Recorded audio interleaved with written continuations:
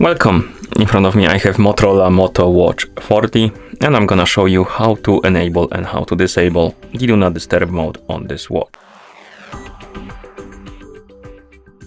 First we need to wake up the screen on our watch, and you can do it by pressing the side button. Once you wake up the screen, you should see the current watch face, the home screen, and you can swipe down from the top of the screen to open the quick panel. And on this panel you should see a bunch of icons, and one of them should look like the moon icon, and this is the Do Not Disturb mode icon.